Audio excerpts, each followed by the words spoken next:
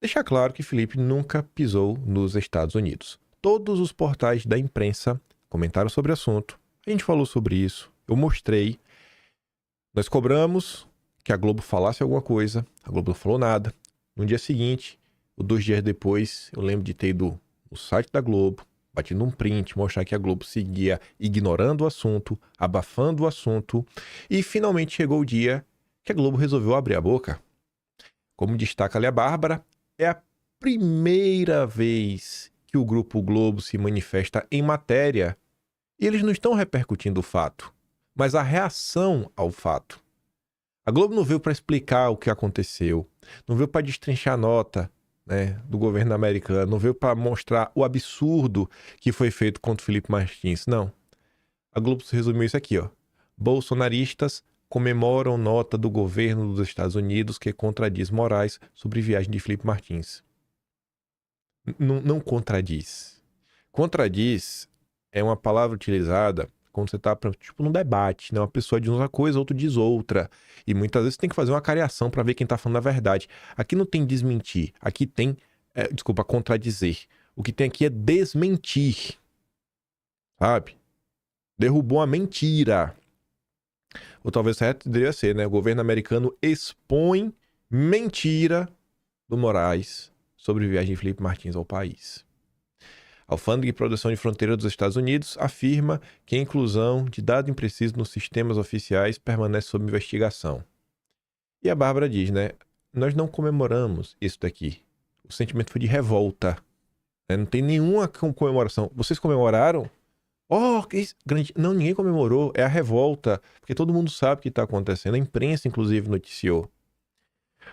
Sobre o Felipe Martins, ao longo do dia de ontem, as pessoas resolveram aí pontuar uma coisa sobre o senhor Guilherme Amado, que eu acho que é relevante. O senhor Guilherme é um dos membros fundadores aí do Redes Cordiais, né? Manda muito lá dentro. E o grupo Redes Cordiais, ele é diretor de conteúdo, né? Dessa ONG, tá ali. Recebeu quase $75 mil da USAID. Vejam só. Se você converter isso daí, né? O Marco Antônio colocou, daria mais ou menos R$ 409 mil. Nosso querido Guilherme Amado, né? Um perseguidor nato. E obviamente muita gente reclamando disso. Olha lá, olha o Sage, olha o Sage, olha o Sage. Mas, gente, vamos colocar um tempero nisso daqui, né? Aumentar o tamanho da confusão. Para além da USAID, esse grupo, essa ONG, que o Guilherme Amado é diretor de conteúdo, você tem que lembrar que ela tem um papel-chave neste país. Foi lá, no Redes Cordiais, que Guilherme Amado colocou ninguém mais, ninguém menos do que o pai. O pai não, a mãe. Porque a mãe que dá luz, né? É o filho, tá lá, deu a luz. Talvez o pai, né? Que contribuiu com a sementinha que fecundou o óvulo e a criança que foi parida foi o inquérito das fake news. Ninguém mais, ninguém menos do que o Luciano Nayan. O Luciano Nayan, o homem que fez os dossiês entregues na CPMI das fake news para o Alexandre de Frota, para a Joyce Hasselmann, que o general Santos Cruz também utilizou ao longo da CPMI, mas que o Frota e a Joyce pegaram, né? Isso aqui tá... Até tava participando de uma live no Chifre, eu falei sobre isso, só para mostrar aqui, ó. Vai que tem gente que nunca viu isso na vida, entende? Então, já que não tem gente que talvez nunca viu isso daqui na vida, aí vale a pena de comentar. Os materiais que o Ayan produziu e entregou nas mãos do Frota e da Joyce. Tanto o Frota como a Joyce foram juntos mais de uma vez até o Supremo. E foi com base neste material que o senhor ministro tomou, né, sei lá, como base esses fatos para determinar aquela grande busca e apreensão, a primeira de todas, do 27 de maio de 2020, que, se não me engano, foram 29 alvos. E tá ali, ó. Some-se esses fatos, depoimentos prestados pelos deputados federais Alexandre Frota e Joyce Hasselmann em 17 de dezembro de 2019, que narraram a existência de um grupo organizado conhecido por Gabinete do Ódio. Tá aqui, ó. Quando for reclamar do Guilherme Amado, eu sei que você já não gosta dele, mas lembra, aqui, ó. O Guilherme ainda tá olhando pro Ayan, né? Tô vendo que ele tá de olho no Ayan. Ele sabia. Esse aqui tem potencial. Esse daqui tem potencial. Se Felipe Martins foi preso, foi por causa desse gordo aí desgraçado chamar Luciano Ayan. Chamar não. Tô errado. Porque o nome dele não é esse. Luciano Ayan, um pseudônimo. Veja só como são as coisas, né? E tá aqui outra imagem, né? De quem estava neste lindo evento. Várias pessoas que vocês conhecem. O namorado da Tabata, o... Marcelo Câmara, era Marcelo Câmara o nome desse cara? Eu não lembro, era Marcelo alguma coisa, era do PL, saiu. Mas enfim, era opositor. Aqui tá aqui o Ayan. Aí você vê o Paulo Ganimi do Partido Novo, né? Partido Novo maravilhoso. Aí você vê o Glauber Braga, você vê a Sâmia Bonfim, a Lídice da Mata, que seria não, já era nesse período a relatora da CPMI das fake news. E cadê o seu Guilherme Amado? Olha o Guilherminho aqui, Amado, ó. Olha aqui, ó. Tá vendo? Então, é essa ONG que recebeu o dinheiro da Alceide. Você tá entendendo? Essa ONG que botou toda essa nata persecutória junta pra te perseguir. Obrigado, Guilherme Amado. Obrigado, Luciano Ayan. Tá vendo aí, né? Então, quer reclamar? Reclama com vontade. Vocês estão reclamando é pouco. Já que estamos falando de perseguição, a turma da Folha de São Paulo, turma não, né? A Lígia Maria, que escreveu aos domingos, veio falar. Discurso petista pró-democracia é balela. Todo mundo sabe disso. Maria Corina Machado, premiada com o Nobel da Paz por lutar pelo fim do regime tirano de Maduro, recebe silêncio de Lula e ataques da militância. E muito bem diz aqui o Rubens Herzog, é o sujo falando do mal lavado. A Lígia Maria apoia a democracia liberal, a mesma democracia que Globo, Jornal Golpista Estadão, Senado Moraes defende. O golpe cai quem quer. Ela, inclusive, né, é bem crítica ao bolsonarismo, né? E prega que o bolsonarismo também, né, seja... encontre o fim. Vamos só falar assim, né? Encontre o fim. Eu não aguento essa turma do consórcio. Aí você corta pra esquerda de verdade, né? Não a falsificada.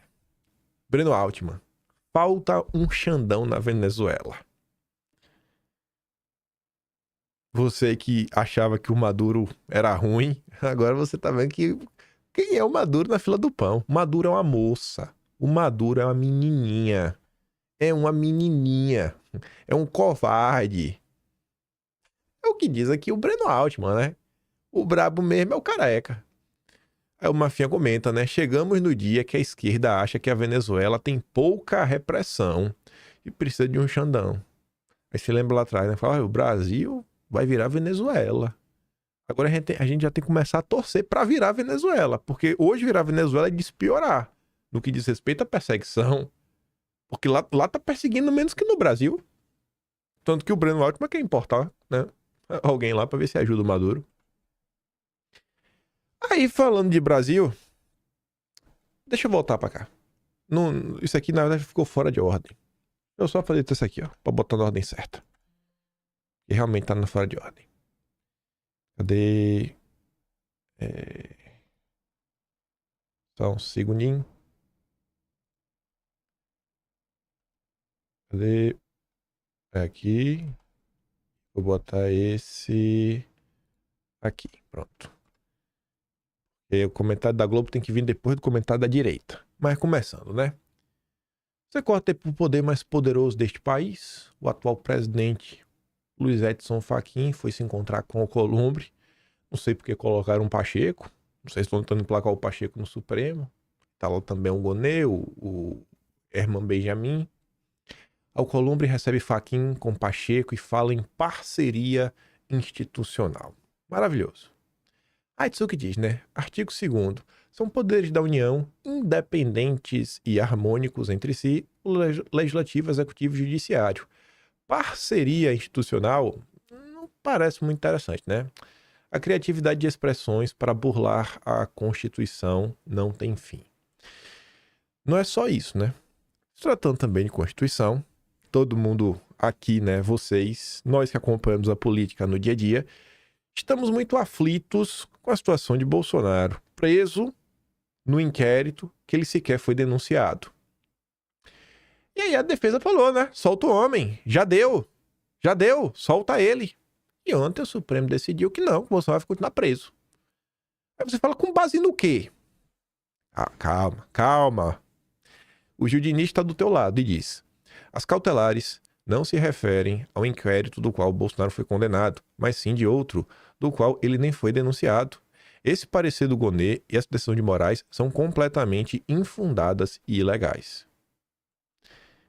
O André Maci, aí é o juiz Diniz, né? Um político. É um político, é um bolsonarista. Foi eleito graças a Bolsonaro, então a opinião dele não vale. Eu sei que você não vai se contentar com a opinião do juiz Diniz e nem deveria.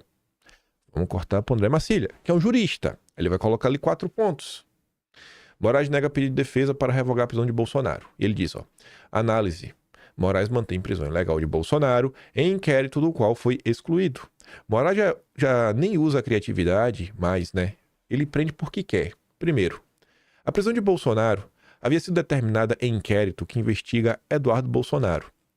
Após prisão, Bolsonaro não foi denunciado, então todas as restrições, inclusive a prisão, deveriam ser revogadas. Segundo, a defesa fez o pedido para revogar, mas Moraes manteve a prisão com base em suposto risco de fuga, sem fundamentação concreta que justificasse o receio. Terceiro, nenhuma prisão pode ser decretada ou mantida fora de um procedimento formal. Se Jair Bolsonaro não é parte do inquérito nem de processo, sua prisão carece de suporte técnico. Está, por assim dizer, ancorada no nada, sem base legal, sem justa causa, sem processo. 4. E último item. Moraes nem mais usa a criatividade, prende porque quer, sem inquérito, sem denúncia, sem procedimento. A ilegalidade virou regra. Aí eu sei que você também é uma pessoa muito cri-cri.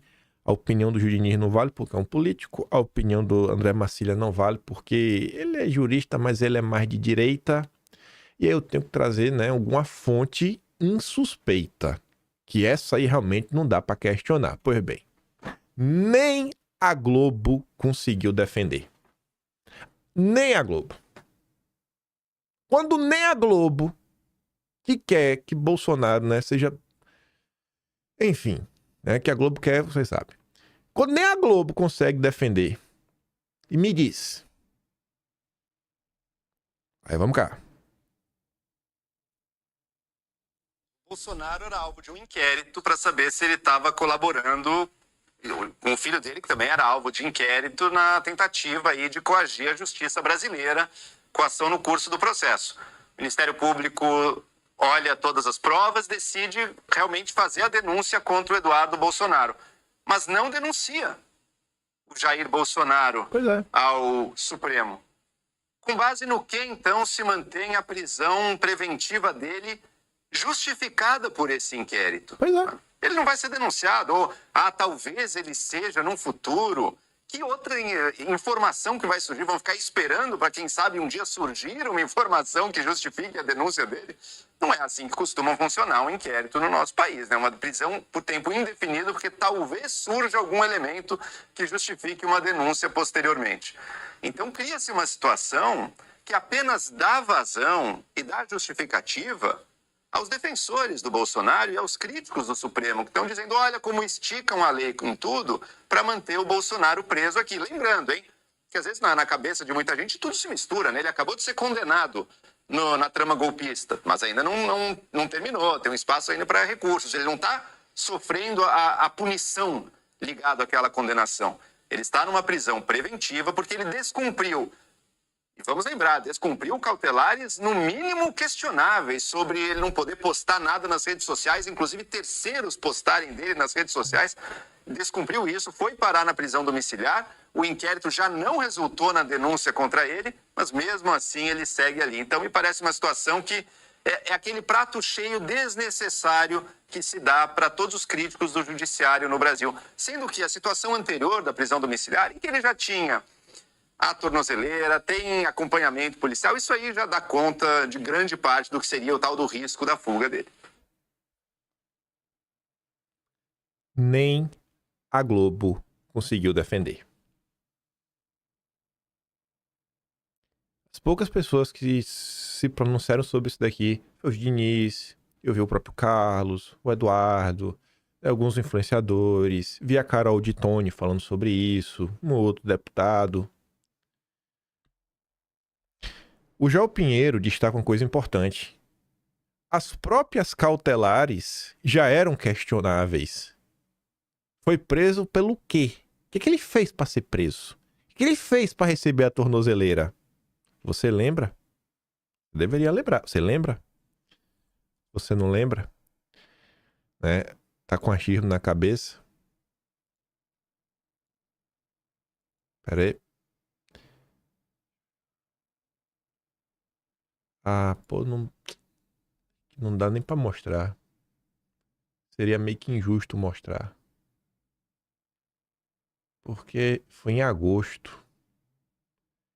E aí o dia certo de mostrar é só amanhã só, né? Então, rapaz, deixa eu ver aqui.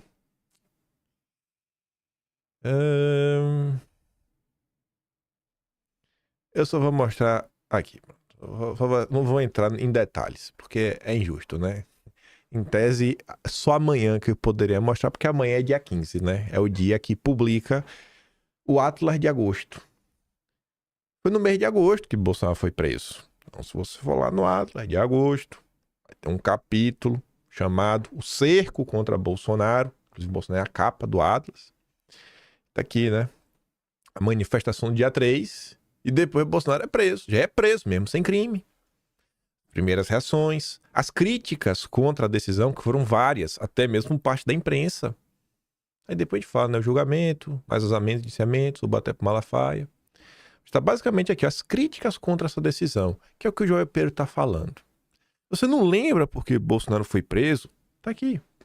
E se você não lembra quais foram as críticas que foram feitas na época? Tá aqui também.